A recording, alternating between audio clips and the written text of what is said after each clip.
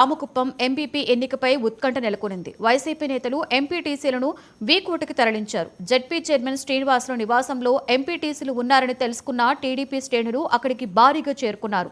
సమాచారం అందుకున్న పోలీసులు భారీ బందోబస్తు నడుమ ఎంపీటీసీలను రామకుప్పంకు తరలించారు. ఈ సందర్భంగా ఎంపీటీసీలను టీడీపీ శ్రేణులు అడ్డుకోవడంతో ఉద్రిక్తత చోటు చేసుకుంది. ఎంపీటీసీలను వీకోటకు ఎమ్మెల్సీ భరత్ వెంకట్ గౌడ తరలించారని టీడీపీ శ్రేణులు ఆరోపించాయి.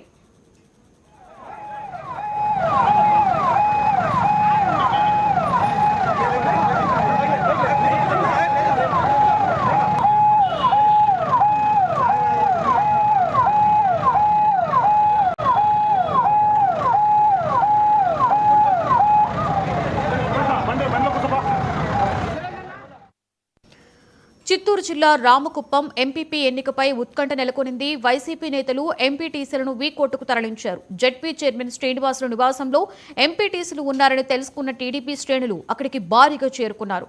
సమాచారం అందుకున్న పోలీసులు భారీ బందోబస్తు నడుమ ఎంపీటీసీలను రామకుప్పంకు తరలించారు. ఈ సందర్భంగా ఎంపీటీసీలను టీడీపీ శ్రేణులు అడ్డుకోవడంతో ఉద్రిక్తత చోటు చేసుకుంది. ఎంపీటీసీలను వీకోటకు ఎమ్మెల్సీ భరత్ వెంకట్ గౌడ తరలించారని టీడీపీ శ్రేణులు ఆరోపించాయి.